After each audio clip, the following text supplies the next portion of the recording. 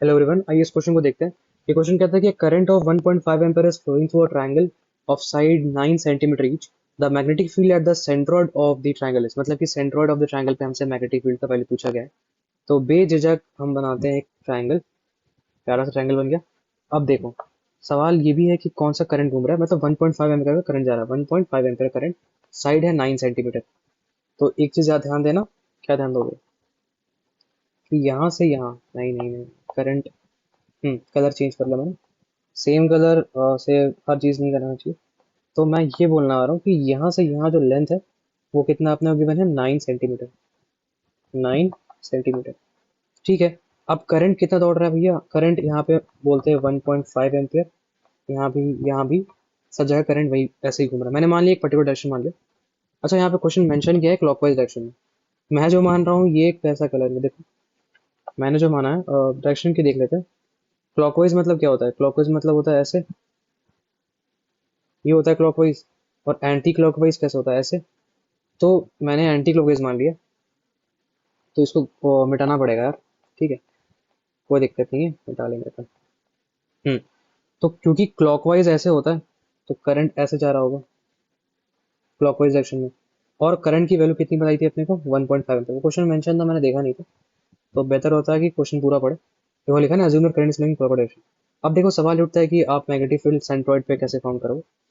तो देखो, इसको भी क्या करना होगा, थ्री पार्ट्स में ब्रेक करना होगा, मतलब थ्री वायर्स में। एक एक बार आप इसको मानो, एक बार आप इसको मानो, और एक बार आप इसको मानो।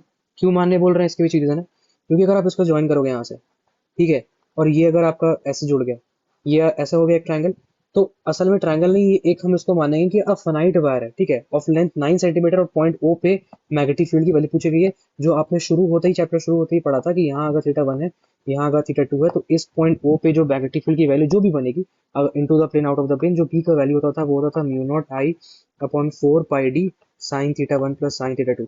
अब क्योंकि सब कुछ सिमिलर है, इसको अगर हम 3 से इंटू कर देंगे तो क्या मिल जाएगा? Magnetic field at the centroid मिल जाएगा। समझ में आया? तो इसी का केस जो है उसी को हम एक्सटेंड कर देते हैं, ताकि आपको समझ में आए। देखो ये हुआ, ऐसे करा, इसको ऐसे करा। अब मैंने क्या बोला कि एक को आप मान लो थीटा 1, ये हो गया आपका थीटा 1, ये हो गया आपका थीटा 2।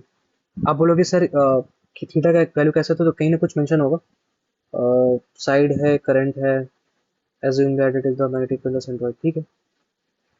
एक चीज डाउट आना चाहिए आपको यहाँ पे, कि यहाँ पे कहीं भी इक्विलेटरल ट्रायंगल का बात नहीं किया है। लेकिन इक्विलेटरल नहीं तो सबका साइड तो सेम ही है ना, तो इक्विलेटरल हो गया, खत्म। तो इक्विलेटरल हो गया यानी कि मतलब कि क्या, theta is equal to 180, theta is equal to 60 degree. मतलब कि ये भी 60 डिग्री, ये भी 60 डिग्री, ये भी 60 डिग्री। यानी कि ये तुम्हारा कितना हो गया? 30 डिग्री। समझ में आया? अब बोलोगे सर आप ऐसा कर क्यों रहे हैं? हम बोलेंगे इसलिए कर रहे हैं क्योंकि फॉर्मूला में अपने को आर परपेंडिकुलर चाहिए होता है। और आर परपेंडिकुलर क्या है? आर परपेंडिकुलर आपका यहाँ से यहाँ डिस्टेंस, इस पॉइंट ओ से इस वायर का जो डिस्टेंस होता है वही होता है आर परपेंडिकुलर। तो इसको आप कैसे निकालोगे, मुझे बताते हैं सर कैसे निकालेंगे। अगर हम cos 30 लिखते हैं, cos लिखें, बताओ, एक cot लिखें या tan लिखें। अगर हम tan 30 रखते हैं तो आ जाएगा r परपेंडिकुलर अपन बेस। तो बेस की जगह तो हम लिख सकते हैं कि 9 का हाफ कितना हो गया? 4.5, सही ना। और 4.5 into 10 to the power minus 2, भैया सेंटीमीटर में था। tan 30 का वैल्यू हो गया 1/√3। ये हो गया 4.5 into 10 to the power minus 2 is equal to R perpendicular. मतलब आर परपेंडिकुलर का जो वैल्यू आ गया वो हो गया 45 into 10 to the power minus 3/√3। ये हो गया। अब इसको ऐसे ही रहने दो, ज़्यादा सॉल्व करेंगे तो अपने फंसेंगे। अब देखो, हम क्या बोले थे कि बी इस वायर के कारण, इसको हम वायर 1 मानते हैं, इसको हम वायर 2 मान लेते हैं। हालांकि सब एक ही से कनेक्टेड है, एक ही करंट दौड़ रहा है, लेकिन मैंने इसको तोड़ दिया। ठीक है, अब B1 के कारण वैल्यू क्या हो जाएगी? इसके हो जाएगा म्यू नॉट आई अपन 4 पाई डी। का मतलब क्या है? डी असल में यही है, इसलिए तो मेहनत करा था आपने।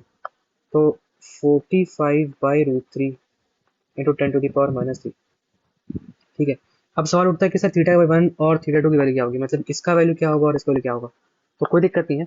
अगर हम 30 plus theta 1 plus 90 is equal to 180 कर दें, क्योंकि ये 90 डिग्री है, तो कितना होगा? 30 मतलब theta 1 plus 120 is equal to 180।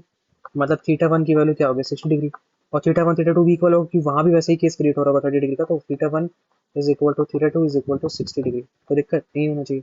अब देखो, तो यहाँ हो गया साइन 60 प्लस साइन 60। तो इसको सॉल्व करेंगे तो क्या हो जाएगा? √3 ऊपर चला गया, mu naught I upon 4 pi into 45 into 10⁻³ और यहाँ हो गया आपका इंटू √3/2 इंटू 2। कोई दिक्कत? मतलब हाँ सर क्या कर रहे हो? मतलब तो कुछ नहीं कर रहा भैया। √3/2 प्लस √3/2 विल गिव यू 2√3/2। समझ में? ये करा मैंने बस। 3 को 3 से इंटू करा, √3 को √3 से करा तो 3 आ गया। म्यू नॉट की जगह 4 पाई इंटू 10⁻³ रखा, आई की जगह 3 रखना था, नहीं 1.5 एम्पेयर, तो मैंने 15 रख के इसको ऐसे कर दिया। और नीचे था अपने पास 4 पाई इंटू 45 इंटू 10⁻³ तो ठीक है, 4 पाई से 4 पाई कट गया, 3 1 3 5 15, तो अब 15 से 15 में कट गया तो क्या बचा 10⁻⁻7 इंटू 10⁻⁻1 अपॉन 10⁻⁻3। तो ये हो कटा तो 10⁻⁻2 यानी 10⁻⁻5। ठीक है, मतलब कि जो B1 का वैल्यू आ गया वो हो गया 10⁻⁻5। मैंने आपको बताया था कि सब सिमिलर केस है तो B1 B2 B3 सबका मैग्नीट्यूड बिल्कुल सेम होगा। अब बोलोगे सर सेम होता है उससे क्या मतलब है सर, डायरेक्शन की बात करो। मैंने ठीक है बेटा देखो डायरेक्शन, यहाँ पे थंब को प्लेस करो डायरेक्शन ऑफ करंट के हिसाब से, तो मैग्नेटिक फील्ड यहाँ पे क्या आ जाएगा, अंदर आ जाएगा। यहाँ भी प्लेस करो थंब के डायरेक्शन में तो यहाँ भी क्रॉस आएगा, यहाँ पे प्लेस करोगे तो भी क्रॉस आएगा, तो भैया सबको तो ऐड होना ही था।